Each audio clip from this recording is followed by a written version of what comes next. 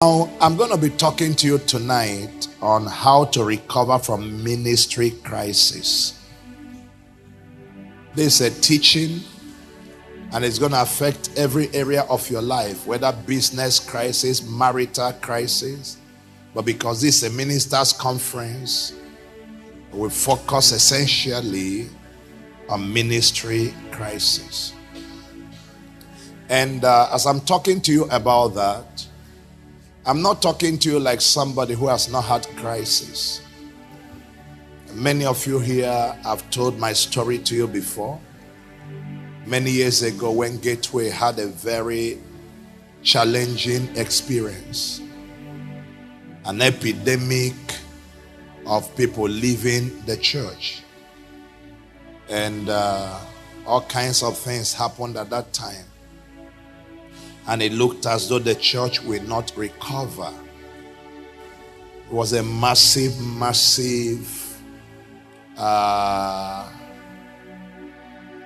reduction in our momentum. Those of you who know the old building, I've told you before, when you come to church at that time, only the people facing me in front are there. This side, nobody sits beyond the gallery. This side, at the first pillars of a gallery, that's the last sitting. And when that thing happened, every Sunday, the church was reducing in attendance. Every Sunday for 6 months. There was no Sunday in 6 months that the next Sunday was not smaller than the Sunday before. No, you didn't hear me. Nothing kills the heart of a pastor like something like that. You walk to church this Sunday, it is 29, the next day is 28, the next day is 25, the next day is 23, the next day. Do you understand what I'm talking to you about? Everything you are building is dying before you. And it became very discouraging. Now, why it was very discouraging was because the person that left, that triggered the crisis, I loved him so much. Come on, are you with me? Now, beyond that, before that crisis happened, I was a bit sick. The devil wanted to hurt my life and was affecting my service in the church, affecting everything I wanted to do. I was also thinking of moving our ministry headquarters out of Nigeria. So all kinds of things were there, but many of that was triggered by the sickness. I needed medical attention. Are you with me? Are you still with me? So I couldn't minister effectively to the people, so they think I was ignoring them. And people that used to approach you with ease now thought you were arrogant because you wouldn't take them, you wouldn't see them. But I was fighting to be okay. And then I decided within that period to go to Redemption Camp. I went to Redemption Camp and I spent 21 days in Redemption Camp. At that time, I don't know if they still do it now. The policy was you can't stay more than 7 days. So I stay 7 days. I check out. I walk across the street and then walk back in. Go and check in again. Continue another 7 days. I did that 21 days. Each of those days, all I took in the evening was a cracker biscuit and Ribena for communion. Fasting all through, telling God, if you can't hear me, let me die here. I did that for 21 days. Just in the presence of God. Each day praying at least 6 hours straight. Just praying, just praying, just praying, just praying. I finished that. I finished that prayer program. on a Monday. Landed Port Harcourt that same day. From that 21 days of fasting, and my resident pastor gave me a letter that he's leaving that day. And the crisis began. How do you forgive God in that case? Is anybody hearing me? Because we're always telling God to forgive us. Sometimes it's God that should tell us, forgive me. Am I talking to somebody here? I mean, this doesn't make sense. Even if there was going to be a crisis, the prayer should have prevented it. Everything started spiraling. And then, are you with me? The church started dying. Almost everybody that could afford money left the church. Only few persons stayed with us.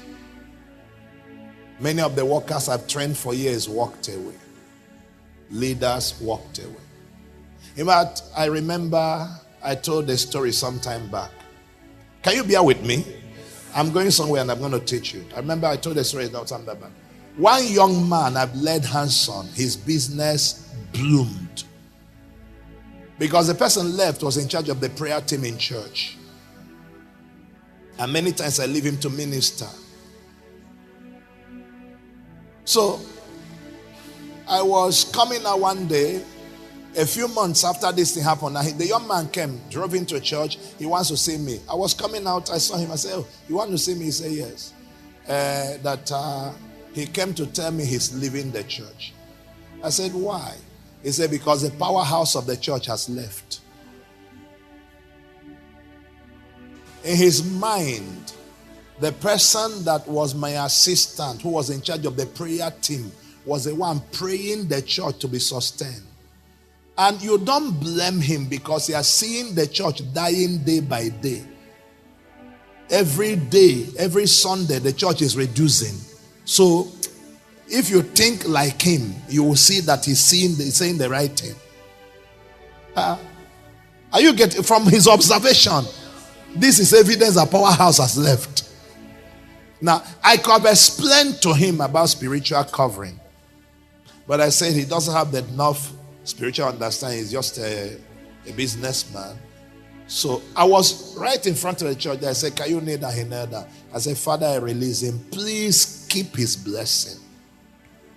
I said, you go. God bless you. Do you know what that does in the heart of a pastor? I left.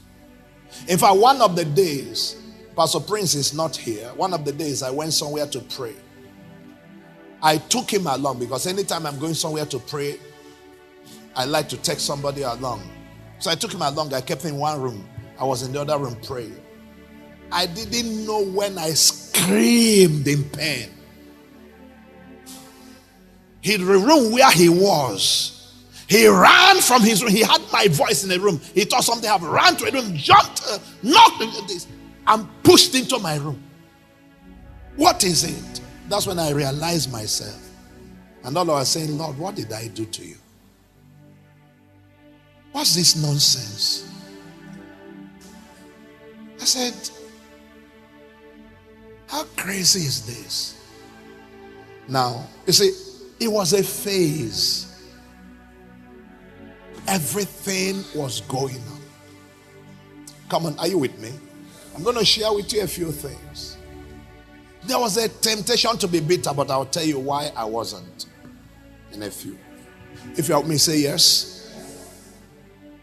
And after about 6 months of continually seeking God, of being without financial help, I will never forget. I'll mention the name of this guy because he can verify that. Ken Otabo from Benin. Ken came around. He needed financial assistance. Their church was buying a property. He's my friend. He asked me for money. I refused to give him. And I never told him, as close as he was, what happened in the church. He is here. I never called him one day. He only found out by somebody. Never told anybody. Just stayed on my own. Because the more you talk, the more you castigate somebody. And the more you create a problem for yourself. Ken was talking to me. He has told me, Pastor, I need assistance. I said, oh boy, just don't bother me. He talked, I said, please, I can't handle this right now. So Ken traveled down. And Ken said to me, Pastor George, why are you treating me like this? If I was in your position, I will help you. He's talking to me in my office. Boldly, very angry. Because he needed assistance that time. And he knows, I know if it was him, he will help me.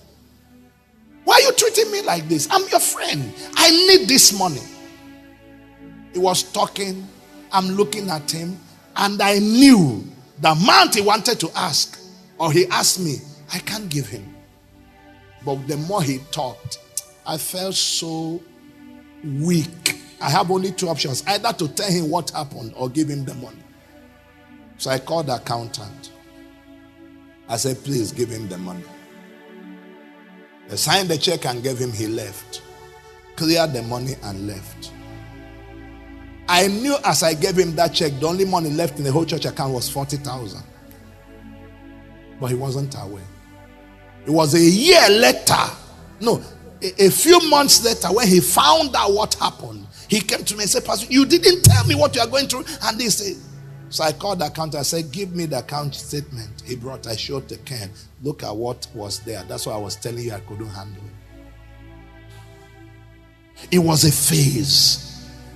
You know why I'm telling you this? Not because to make you tell, but I'm telling you because you are going through something I think in only you they go through. Am I talking to somebody here today? It's only you that have seen the reduction. It's only you that have seen that time. It's only you somebody left. No, sir. And then, after that encounter, the prince jumped into my room and held me and was screaming, you can't be talking like this and all of that. After he left, I said to God, what's going on? God didn't answer me. The only thing he told me is if you have a member of your church that is going through things like this, what will you tell him? That's what God asked me. If you have a member of going through, what will you tell him?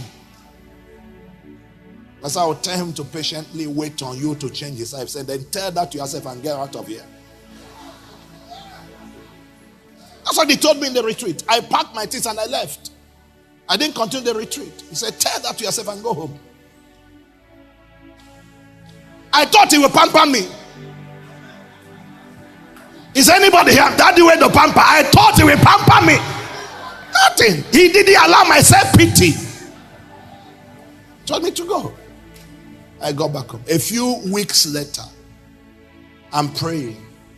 And I had surviving the victimization of life. I was praying. Surviving the victimization of life. Surviving the victimization of life. So I began to write a note on that. And I just wrote a note on that. Within that weekend, I felt like preaching it. So I came to church. I didn't announce a series of teachings. I just said, I'm teaching today on surviving the victimization of life. And I started talking. And I spoke from my heart, not from an outline. I finished that teaching. I got back home. The next Sunday, I came again on that same topic. The next Sunday, I came again on that topic. I preached that topic 14 weeks straight. While I'm preaching, no sign church was recovering. By the 14th week, I could see life has come back. But I didn't know what God was about to do. A few weeks later, I walked into church on a Sunday morning. Ground was full, up was full. What? Where did they come from? Brothers and sisters, we are talking about the next 6 months. We started second service, started third service, and before we came here, we are doing 5. What happened? God restored. I want you to know, no matter the crisis you are facing now, God will restore. I wish I can hear your amen. What do you do? 1 Corinthians 10:13, he said, 1 Corinthians 10:13, sorry. There had no temptation taken you, but such as is common to man. But God is faithful, who will not suffer you to be tempted above that you are able, but will with the temptation also make a way to escape, that you may be able to bear it. Can you lift your hand and say, I can handle it? Lift your hand high and say, I am built tougher than any situation. I can handle it. Can I hear your amen? Luke 17 verse 1, quickly, that's where I'm going to. Luke 17 verse 1. Then he said unto the disciples, it is impossible but that offenses will come. It is impossible but that offenses will come. What you have seen in ministry now, maybe another one is coming. I don't know. But offenses will come. Amen. Amen. And many times God allows it so that he can make you a source of comfort to others. I remember my friend Archbishop Imaisan was in the church before the crisis happened. A few months after the crisis, he came in. We're having a program and I invited him again to preach, and he stood on the pulpit. After that, I went to his hotel. He said, Pastor George, what is going on? The whole place is changed. Nobody in church. What's happened to you? So I just shared with him. We talked a few things. Are you with me? No, I think not a few months, a few days after the crisis, he came in and he saw the church. I was confused, concerned. And then we spoke about that. Then a few years later, after God has restored us, he came to church to preach and looked around the crowd. When we got back to his hotel room, he looked at me. He said, you give people hope. That's why God allows it. Come on, is anybody hearing me here today? That's what I'm talking to. 2 Corinthians 1 verse 4. Please put that. Who comforted us in all our tribulations, that we may be able to comfort them which are in any trouble, by the comfort wherewith we ourselves are comforted of God. That's why I'm teaching you today. Are you ready to go with me? Are you ready to go with me? What do you do? How do you recover from a ministry crisis? Maybe your own church broke. Maybe your own there's an accusation and a scandal. Maybe you are sick. Maybe your wife left you and went to the other street and started her own church. Come on, are you hearing me? I don't know what happened. Maybe your elders betrayed you. Maybe a key assistant sold you for 10 pieces of silver. Lift up your right hand. You will never go down. What do you do? Number one, reckon every crisis as part of the journey of life. Reckon every crisis as part of the journey of life. I hope I'm making sense to you. I was teaching you some time ago and I said that there was war in heaven didn't make heaven hell. There was war in heaven didn't make heaven hell. God was there. There was war. It's still heaven. Am I talking to somebody here tonight? It's part of the journey of life. Please don't let anything throw you off balance. If you have my voice, I hear you, sir. Keep believing in your original calling. Listen to me. People ask me, what happened? What caused the crisis? If you call any one of them, they can't tell you what caused the crisis. But I know what caused it. I know it's God. If it didn't happen, I won't be here now. Did God cause the trouble? No, he allowed it, so I accuse him. No, you are not hearing me. Is anybody hearing me? Since he could stop it and he didn't stop it, I accuse him now. Are you still hearing my voice? But you see, listen to me. If you are here, say, I'm hearing you, sir. Listen. I want you to please pay attention to this now. Are you still with me? God is perfect. No sin in him. An assistant to God, created by God, decided he wanted to be God and was able to convince 1/3 of the angels to go with him. One question you have never asked is this: what did Satan tell them? And what did Satan point to in the life of God that looked unholy for them to follow him?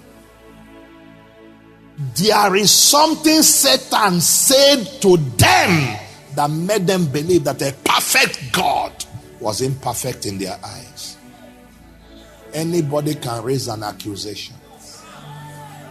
Anybody can raise a following. But stay who you are.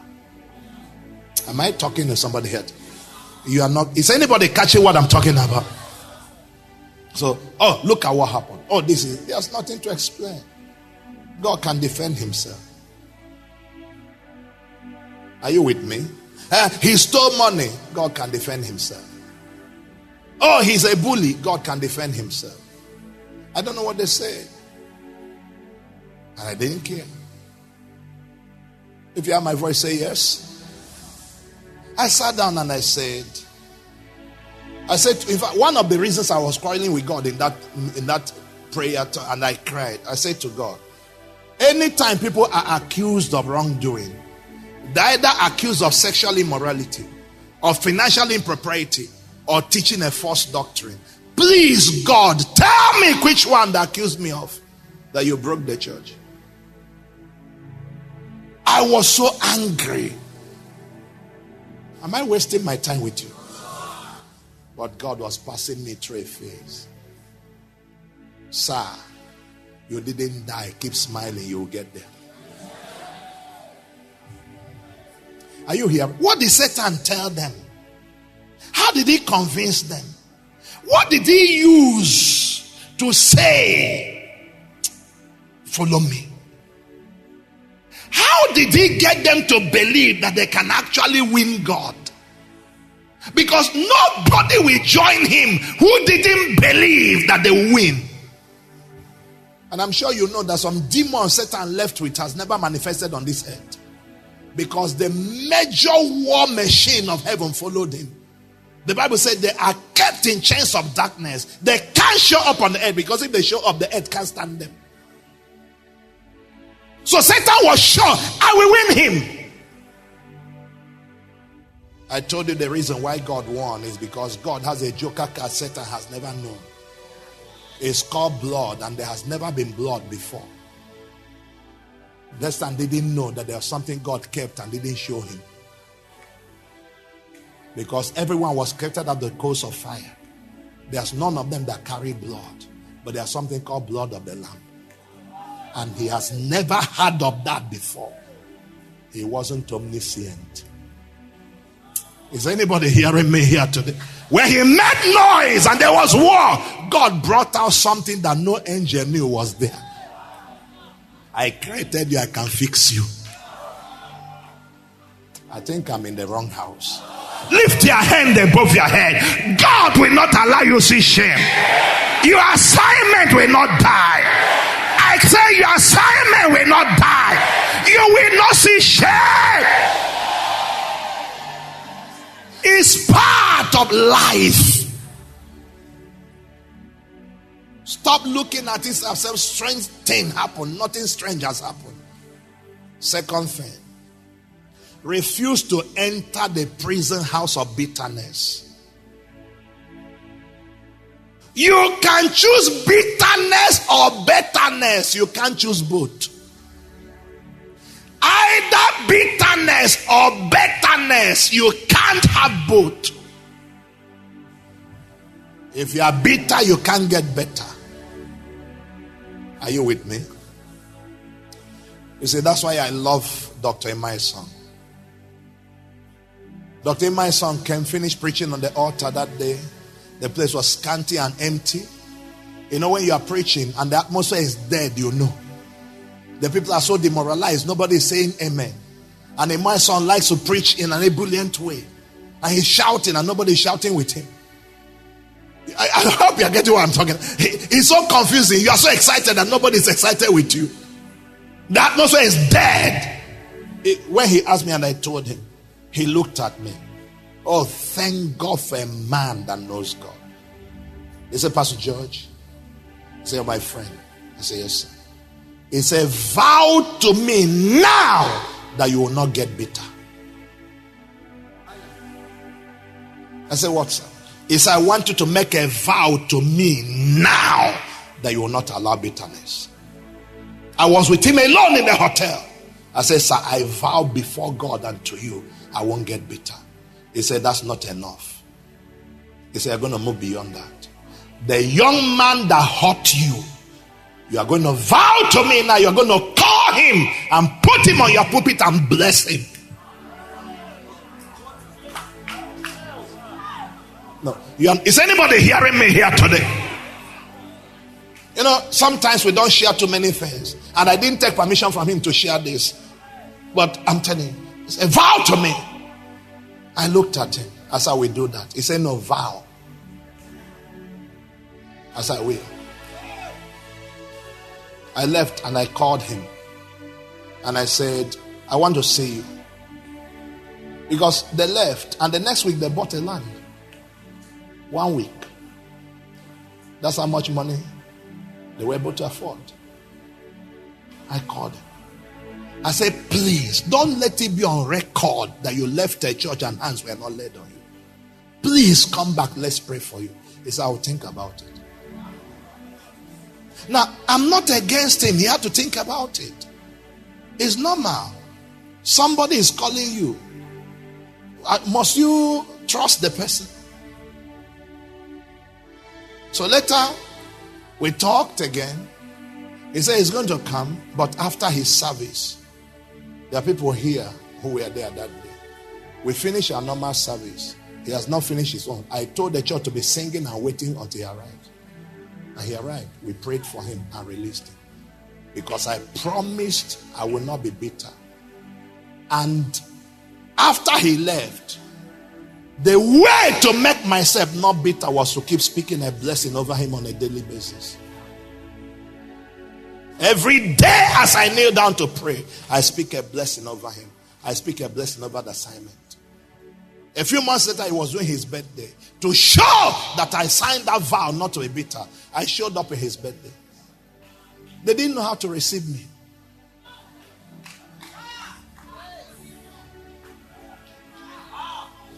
I came. He said, listen to me. This journey, if you will take it, don't be bitter. You can't get better by being. Am I talking to somebody here today? You can't get better by being bitter. The reason your ministry is dying is Christ-likeness is lacking. Bitterness degrades the soul and poisons the flow of life. Proverbs 4:23. Keep thy heart with all diligence, for out of it are the issues of life. Can I teach you? Are you still here? And bitterness puts you at the same level as your adversary. And the only way to escape bitterness is to be a blessing. Keep blessing. Keep speaking good. And refuse to tell stories to people. So number one, reckon every crisis as part of the journey of life. Number two, refuse to enter the prison house of bitterness. Number three, restructure around competence, faithfulness and competence. Your church is going into challenges. Restructure around faithfulness and competence. In that assignment where there is crisis, there are still people that are loyal to you, but you are too busy crying over those that left. You neglected those that stayed. I don't think you are getting. I'm trying to show you how God saved me. Is anybody hearing me? I'm telling you my story here, how God saved me from shame. While I was there mourning the people that left, crying and praying and all of that, fasting, doing all kinds of things. Lord, what? One day, when my wife was in school, she had a friend called Lamide. Lamide is a banker. He used to work in the, be in church with us before he left town. You know Lamide now. Lamide came to see me. I said, Pastor, I just want to talk to you. This is a single young man, not married, a young person. He said, Pastor, I want to talk to you. I said, what is it? He said, you are too busy thinking of those that left. You have forgotten us. He said, let them go. Train us. We want to serve you. He said, let them go. Train us. We want to serve you. For the first time, it dawned on me. You know, prayer works. The prayers I was praying was bringing out all of these things I'm telling you now. Whether they mind something, this one now. God was using my prayers to steer people to tell me things I wasn't hearing. I said, it's true. I came back. I told my wife. He said, yes, she's the one that told him to tell me, because she came, they were talking and he was complaining about her. So she told him to come and tell her. I said, no problem. So I came into church. And I called A, called B, called C, called D. I looked for people that looked like they had loyalty to me. And I said, listen, I want us to begin a leadership training program. I gathered them. And for 1 year, I didn't travel. Every week for 1 year, I was teaching them what it means to serve, and what it means to be loyal, and what it means to grow. Many of them were not pastors, and Jemima is here. Many of them were not pastors then. Matthew then, and all that. And we did that. And we trained, and we trained, and we trained, and we trained. And then they stepped into positions that others left. Because after that, I dissolved the whole of the pastorate. I had no other pastor assisting me until the training was over. I was only pastor in church. And then they stepped in. And from that time till today, we have not had an issue.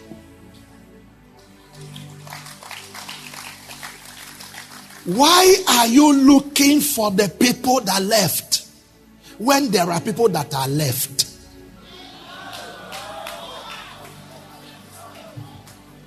Second Timothy 2 verse 2. 2 Timothy 2 verse 2. And the things that thou hast heard of me among many witnesses, the same commit thou to faithful men who shall be able to teach others also. You commit things to faithful men, and faithful men soon become able. It didn't say able men will become faithful. There are many able men that will never be faithful, but every faithful man will soon become able if you commit things to their hand. So stop despising those that are loyal to you. Bring them close. Teach them. Stop crying and mourning and talking bitterness. Don't keep mockers. And don't keep sympathizers. Keep believers in you. You are not hearing me. You don't need mockers. Stop trying to hold on to people who want to go. The person whose heart has left, don't hold on to him. A man convinced against his old opinion is of the same old opinion. Allow him. You can't beg them and keep shifting and making promises and vowing not to preach somehow. For somebody to stay with you because he has 10,000 in his account. Are you hearing me? If you have my voice, say yes. Don't keep mockers. Don't negotiate away your destiny. Let me tell you one thing. Are you hearing me? You see, I don't want to get into too many details so it doesn't look like I'm trying to impugn somebody because people misread when you are teaching and you use stories like this. No, he's trying to make somebody look bad. Why? I'm teaching you some things. If there's anything I've said that makes somebody look bad, you can correct me later. Are you still with me? We had a meeting and I was asking some of the men. I said, what is your problem? I called some of the people that have already, I didn't know some of them at that time made up their mind to leave. And one of them made a statement. Are you with me? And said that so and so said he complained about this to you. Hello? Okay, do I tell you how the crisis started? The crisis started with something very simple. When the church was young, a man, he's still alive, Barrister Graffo, decided to register the church by himself as a favor to the church. He asked me, what do you want? The church was just being born, new church. And I said, nothing. I said, I don't know how registration goes on. He said, where's the constitution? I said, we don't have any. He said, can I pick somebody's own and just use it and register? Let's get the name after you correct it. He's alive. Yes. He said, can we do something like that? Something that's closer to a Pentecostal. So he brought something. I looked at it and said, this is okay. Go ahead and we do that. So he went and registered the church on that. Now church is growing. And I got up one day. He's one of the men in the church, one of the biggest men in the church. The wife told me she just graduated from Masters in Public Administration. So I said, oh, wonderful. God bless you. I said, when we started this church, we didn't structure it. Now that you have gotten Masters in Public Administration, please, can I ask you to help me? Let's see how we can work on the structure of the church. She said, okay. I said, go get a framework and come and let's discuss it. And she left. She's still alive. She's alive in this city today. And she left. Brothers and sisters, I didn't see her for more than a month. She's coming to church, but she didn't see me.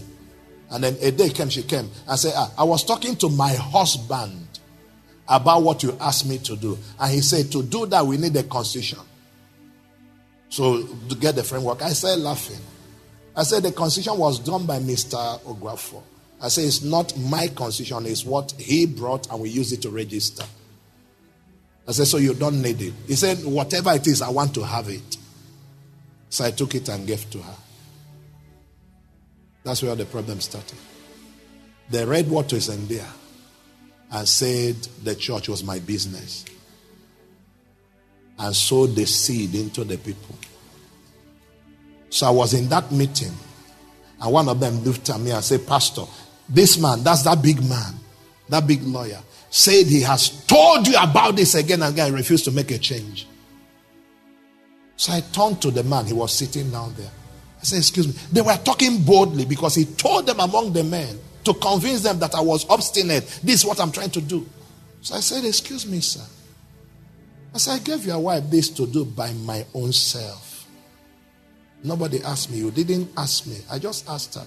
And I gave her something by my own self. Have you ever come back to me to discuss this? The others were watching him because he was their leader. And he told them he has talked to me 3 times. I said, sir, have you ever met me about this? He said, I was thinking of meeting you. So I turned to the other ones. I said, this is the man you are believing. He looks spiritual. He looks serious. I said, he's a child of the devil.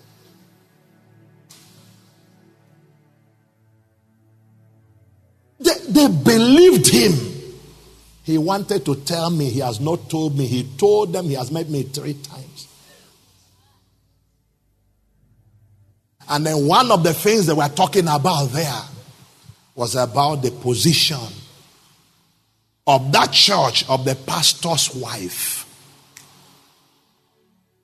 And they said they want that if we are going to stay, you have to remove your wife from working, serving with you. I said, what do you mean? I'm sharing with you what young churches go through. I said, excuse me, what do you mean? They talk up, talk down and all of that. Because in the line of succession, it's like your wife is second. I say, so what? And then one of them talked. So I said, okay. Let's not take this argument long. I'm saying this in public. It's going on air. Everybody, all of them, many of them are alive. They're hearing me. And I said, sirs, I said, if you want me to drop my wife, as I will drop my wife. But as I drop my wife, I started this church. I want to give you my resignation now. And I'm going to walk away. Appoint another pastor to lead you guys. I said, but as I go, I want to make a vow to you. On this same street, I will start another branch. And I'm going to watch you people lead the ones there and see whether God called you or God called me. That's what I told him. As I'll go with my wife, you stay with the church. I won't leave with anything. One of them said it's a lie. You can't leave. God called you. He didn't call any of this. The one supporting me. That one was supporting me. He said, you can't leave. I said, no. So the others decided to leave. Those ones stayed. Now, simple thing that can bring crisis. That's why I told you. He said, when people say, what happened? What happened? That's what happened, though.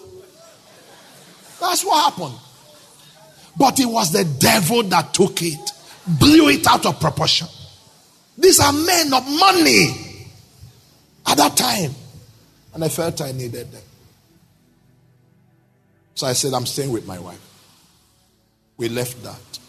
But you see, today, I don't go through that pain again. They left and God stayed. Is anybody hearing me here today? And I began to restructure because I was trying to hold back mockers, hold back people so they don't go. And God made me allow them go so I can be freer. If I held them, I will be held in bondage now. There are people you can let go. Am I talking to you here today? They can go. Did you hear my voice? Don't keep sympathizers. Keep those that believe in you. Let's go to something else. So you restructure around faithfulness and competence. Get people trained. Restructure around those who believe in you and love you. And let the work move on. If you heard my voice, I hear you, sir. Are you with me?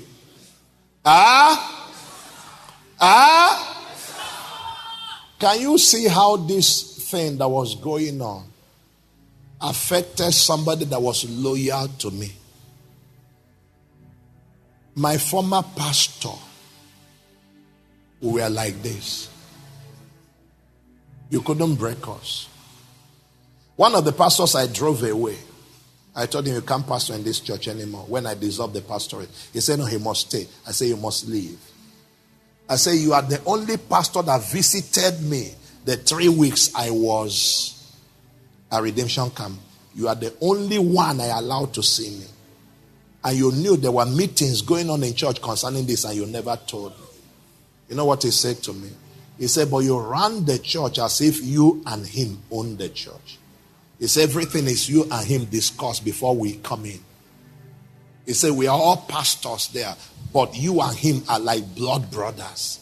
That's what he told me, because that's how I ran. That's how close and intimate we are. And these people use that nonsense and poison his mind. See how the devil can use anybody. Even if God was calling him to leave, I believe that the loyalty he had to me would never have allowed him to behave wrong. if those men didn't poison his mind. Because I know his character. He wasn't that person. The person I saw, the person that behaved like that, it wasn't him in any way. There are men that the devil will use, but don't hold them back. When they go, God will heal you. Sir, I'm telling you what we went through. And I'm sharing that with you.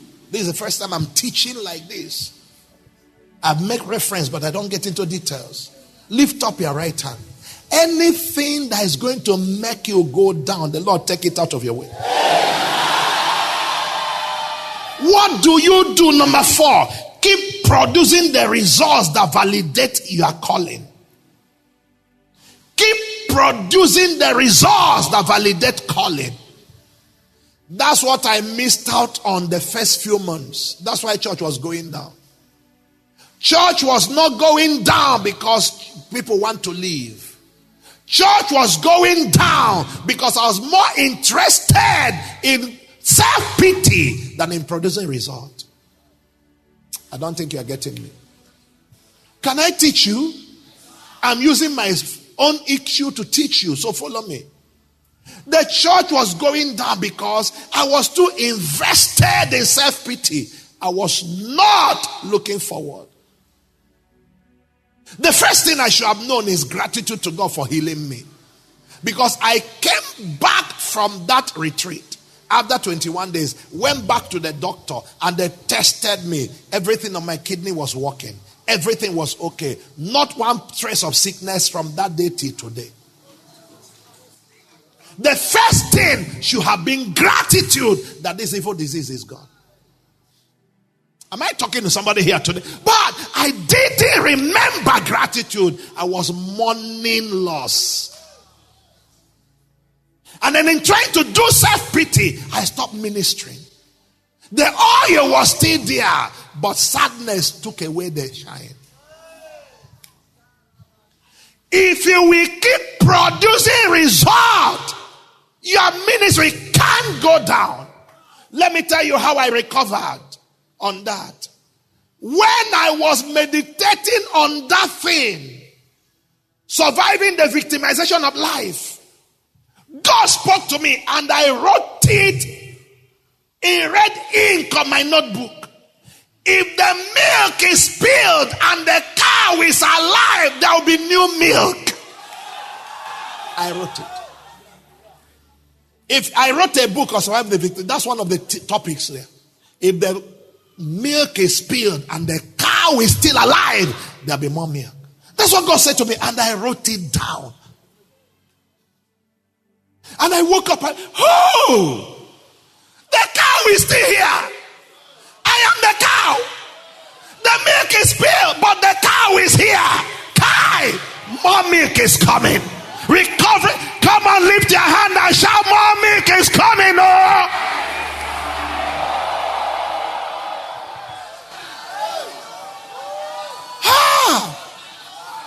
It's me. God used to build this thing before.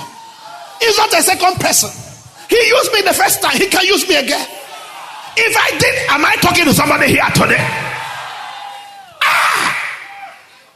That day, it was as if light came in my brain. What? If the milk is spilled and the cow is still alive, there'll be more milk. If the milk, have you ever had something before and it triggered your brain? I was praying it, I was crying. If the milk is spilled, if the cow is still alive, there'll be more milk. There'll be more milk. I am still alive. This walk will rise again. This thing will walk again. I kept declaring it. I came to tell you today, it will rise again. It will walk again. It will get better again. You will go forward again. Jump on your feet and shout power.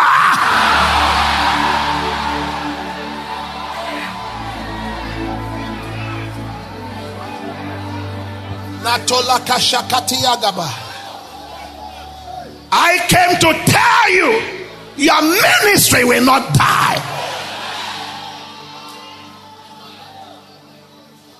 Please listen to me.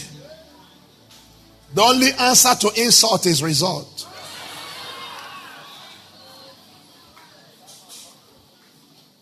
Now you say, what of if my own is by a scandal I caused? Sir, even Samson's hair grew back. Is anybody hearing me here today? Even Samson's hair grew back. So, why are you killing yourself? Get back on track. The cow is still here. Can you imagine the eyes the disciples are using to look at Peter after Pentecost? When Jesus said, I'm going to Galilee, go and tell my disciples and the Peter. So when they're discussing, they say, well, let the disciples be here. Peter, wait over there. We are the disciples, you are the and.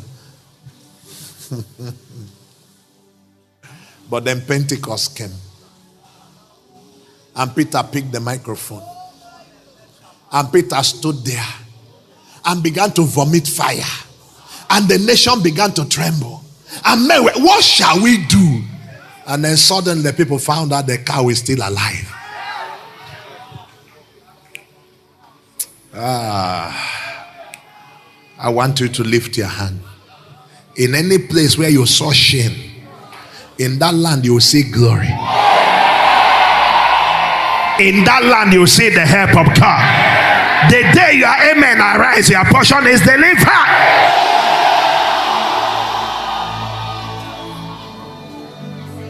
Number 5, be willing to do your original works. Be willing to do your original works. Now that you are trying to rebuild, now that you are trying to recover, can you look at the basic things that made your ministry at the initial stage and get back to them? Get back to your prayer lifestyle. Get back to kingdom service. Get back to giving and sacrifice. Is anybody hearing me? Get back to evangelism. There are people here that will tell you, after that thing happened, Chikwe is here, a few of them, Pastor Nad, them are there. Day by day, in the evening, let's take a prayer walk. They come out. I'm wearing my jeans, Converse, wear t-shirt. We are walking through the street and we are praying. Shakatalabaha, this land is my own. I'm the pastor of Port Harcourt. In case they didn't tell you, I'm the pastor of this city. Are you aware? I know you are aware. We're pouring oil and we're just declaring and just going. Ask them. Jemima, say a few of them is that every Saturday I will carry myself to house evangelism. In the neighborhood of the church, the big man of God is coming to your house for evangelism.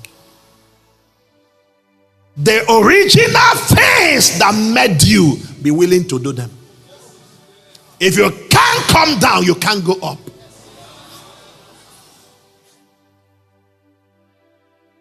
Is anybody hearing me here? You can't recover being a big man. You get back to church. You teach your workers by yourself. The things you did at the beginning, do them again. Are they hearing me? Plan your programs. Raise the altars. Fight, fight, fight, fight, fight. Intentionally fight. I won't die small. Fight. Don't give up. Don't wait for God to bring revival. Get into the revival. Serve your people. Love the people. Care for the people. Do whatever it can. You can. Stop being unhappy. If you have my voice, say yes. Love your wife. Love your family. I refuse to carry any kind of pressure on me. to my wife then. That time I wrote a new book. When the church was recovering small. People have not come back. I was still teaching on the victimization, and I wrote a small pamphlet.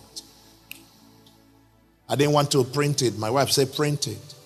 So I printed it. The aim was to raise a little money from it so we can have a little money in the church. When I did that, we didn't do again giving it out like I normally do. Because when I do that, just like the books, I give you an impact. Every money that comes from there goes right to impact account. I have never, since we started joining Impact, sold a book to you and took a cover out of it. Not once. Every money of any book we have sold went to impact account. So I wanted to do that in the church, but we didn't do it again. So I raised the money, and a few amount of money came to me. I was thinking, what do I do with this money now? I was trying to hold it as a cushion. But every day I see my wife, she's drying up.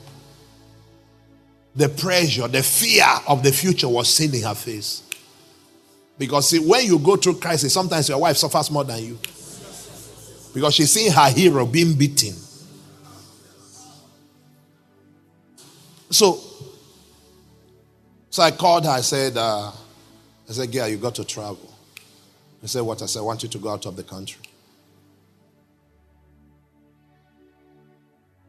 I said, from where? I said, the money we've got. You can pay your ticket. He said, I can't leave you like that. In this crisis. I said, no, you must go. I said, every time I see you, I get depressed. I say, you are sadder than me. So we're not encouraging. I want to go elsewhere so I can't see you. Then you can encourage me from there. So when you get refreshed, when you come back, you can refresh me. Not both of us here in the cycle of anxiety. He said, no, she's not going to say you must go. So she took off. The money is gone. But when she came back, she has spent time there, done some things there, walked a little, earned some money, but came back fully healed and ready for us to move on. Do your first works. Take care of everything you can take. Am I talking to somebody here today? That's how to recover fully. Not you carry aggression to your wife. You're back at your children. You shout, now then cause your child to fall. Is anybody hearing me? And then they will cause of the problem. Why are you backing at them? Number 6, I'm almost done. Build relevance. Rebuild relevance by avoiding repeat mistakes. If you made a mistake that opened the door to crisis, please don't make it again. You can't recover repeating mistakes. If you had fornication and members left you, you recovered and you fornicate again, you won't recover again. Is anybody hearing me? Are you hearing me? If you took church money and members left you, now that you are recovered, don't touch church money again.